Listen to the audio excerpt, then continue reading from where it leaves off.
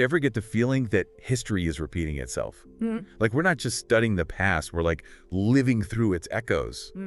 That's the vibe I'm getting from these historical records you sent over. It's not just a vibe, it's a pattern.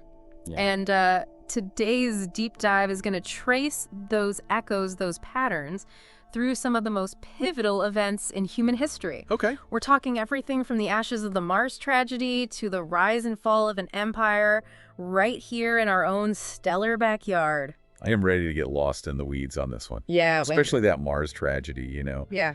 It's easy to forget just how ambitious and risky early terraforming efforts were. Right. Thousands lost in a catastrophic atmospheric collapse. Yep. Did that change everything? It's easy to look back and see it as a turning point, but at the time, pure Yeah. chaos. What's fascinating is what emerged from that chaos. Think about it. The development of rapid atmospheric stabilizers, the creation of planetary shield technology, innovations born out of necessity, Right. driven by the sheer scale of that disaster. It's almost like humanity's instinct to reach for the stars is hardwired to overcome even the most devastating setbacks.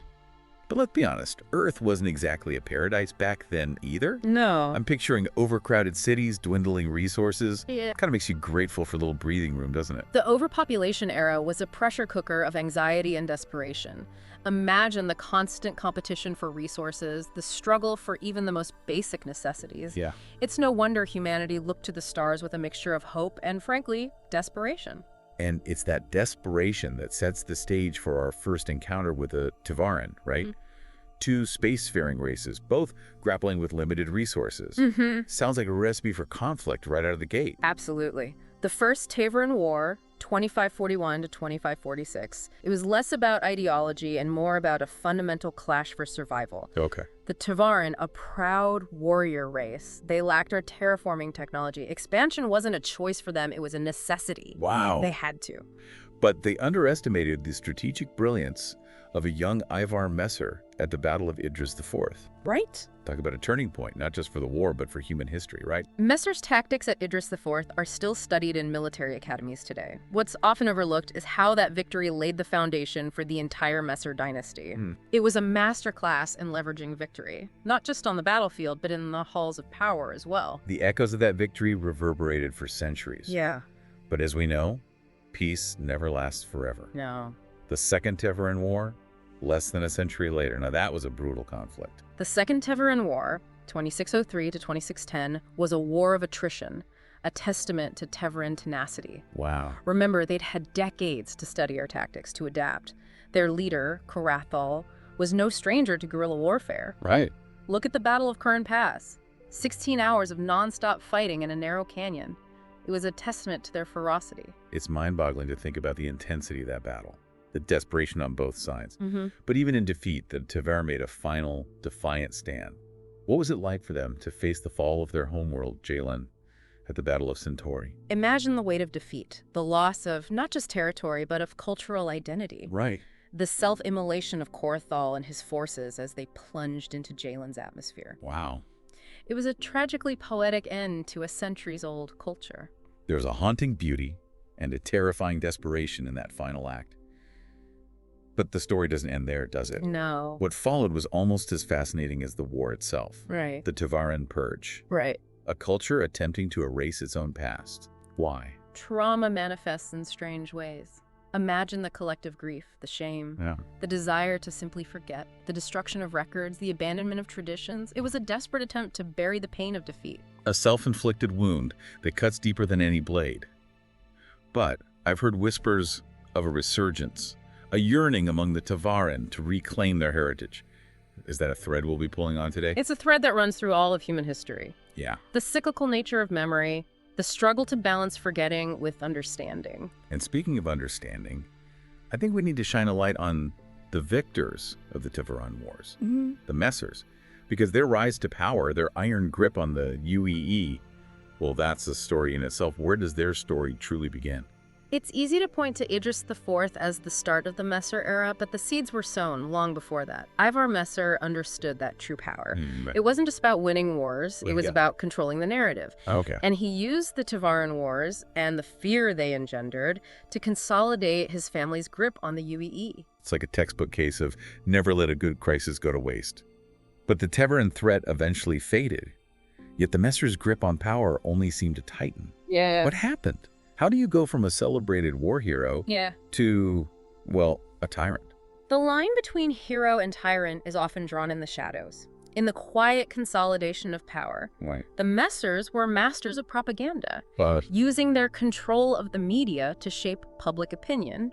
Dissent was silenced, often brutally. The UEE wasn't just a unified empire, it was becoming the Messers' personal fiefdom. And that's where those chilling light conversion centers come into play. I've read firsthand accounts from survivors.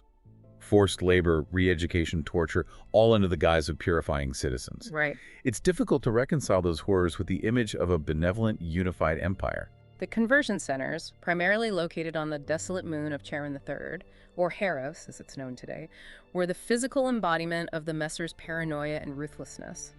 These weren't just prisons. They were instruments of terror designed to crush any form of opposition. Wow. The psychological impact on the UEE was profound. Right. It created a culture of self-censorship, where even whispering doubts about the regime could land you on a one-way trip to Heros. It's a chilling thought. The idea that such a regime could hold sway over an entire civilization. But like all empires, the Messer regime had its cracks. Cracks that eventually gave way to a full-blown revolution. You mentioned the Akar-Koru Treaty earlier. Yeah. What role did that play in the Messer's downfall? The Akar-Koru Treaty, signed in 2789, was intended to be a crowning achievement for the Messers. After centuries of tense relations, they'd finally brokered a peace agreement with the Xi'an Empire. Right. But it backfired spectacularly. How so? Did the Xi'an turn on the Messers? Not directly. The treaty inadvertently exposed the hypocrisy at the heart of the Messer regime. Here they were, preaching unity and strength while simultaneously oppressing their own people. Right. The treaty, with its emphasis on diplomacy and cooperation, it became a dangerous counter-narrative. A glimmer of hope in a society starved for it. But it took more than just a treaty to spark a revolution, didn't it? There had to be a tipping point, a catalyst that transformed simmering discontent into outright rebellion. That catalyst, unfortunately, came in the form of a horrific tragedy: the massacre of Garin II. In 2942, a peaceful protest against the Messer regime was met with brutal force. The images of that day, civilians gunned down, their bodies left to rot in the streets, were beamed across the UEE by a fledgling activist group known as Tide. Tide!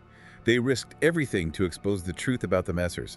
I can only imagine the impact those images had on the UEE. The massacre of Garin II was a turning point. It shattered the illusion of order and control that the Messers had so carefully constructed. Right. And from the ashes of that tragedy, the anti-Messer revolution erupted. Wow. 22 days of civil unrest. The galaxy watched in awe as a dynasty crumbled in a matter of weeks. A new era for humanity, a fresh start, except the galaxy has always had other plans. Right. And those plans involved a familiar and terrifying enemy, the Vanduul. The Vanduul threat never truly went away. They lurked in the shadows, a constant reminder of the dangers that lay beyond the borders of UEE space. But with the fall of the Messers, it seems the Vanduul saw an opportunity. And they struck. Yeah. Not at a remote outpost or a distant colony, but at the heart of the UEE, the Tiber system. The year is 2732, and the Siege of Tiber begins. What can you tell us about this pivotal moment in human history? The Siege of Tiber was a brutal wake-up call for the newly formed UEE government. Right. They were still reeling from the revolution, struggling to rebuild their military and infrastructure. And the Vanduul. They weren't interested in treaties or negotiations? The Vanduul are driven by a primal, almost instinctual need for conquest and destruction. They descended upon Tiber with a ferocity that caught the UEE completely off guard. What followed was 4 years of brutal, unrelenting warfare, the likes of which hadn't been seen since the Tevaran Wars. Tiber was just the beginning, wasn't it?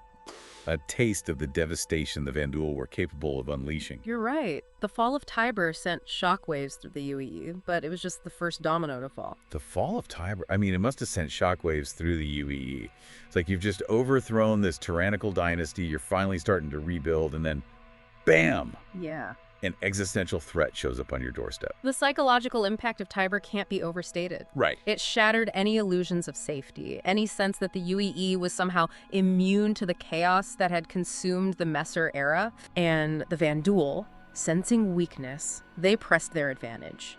Just 1 year after Tiber fell, they struck again, this time targeting the Virgil system. Virgil, that one hits close to home. Yeah. The images of Cyrene burning, the stories of the evacuation. It's a reminder that even centuries later, those events still resonate. Yeah. Didn't they have to evacuate millions from that system? The evacuation of Virgil was one of the largest civilian evacuations in human history. Wow.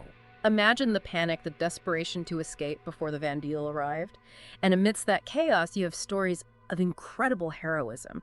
Squadron 214, for example. They chose to fly back into the heart of the conflict, Wow. risking their lives to save as many civilians as possible. They knew Cyrene was lost, but they refused to abandon those who couldn't save themselves. Heroes. Yeah. Every one of them. Yeah. But their sacrifice underscores a chilling truth. Yeah.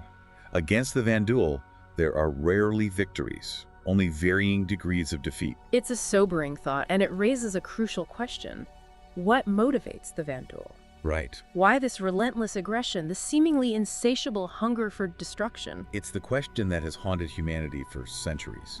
Some believe it's about resources, Right. that they're driven by a need to secure their own survival. Others whisper about ancient grudges, about a hatred for all that we represent. Yeah. But the truth, it remains elusive. And that, I think, is what makes the Vandal so terrifying.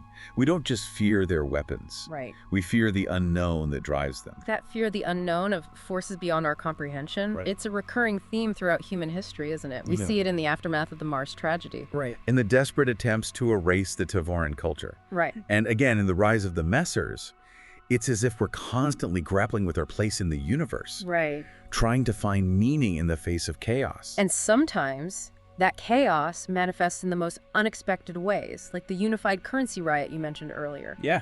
Who would have thought that something as seemingly mundane as a new currency could spark such widespread unrest? The introduction of the UEC was meant to be a unifying force for the UEE. Right. But as with any major societal shift, Yeah. there were unintended consequences. Okay. The riot in Jada on the planet Cestulus was a stark reminder that even in the 29th century, Yeah. economic inequality and social unrest could boil over in an instant. It's a reminder that history is never truly over. It's a living, breathing thing, Right. constantly shaping and reshaping our present. But before we get too philosophical, there's one more stop on our historical tour today.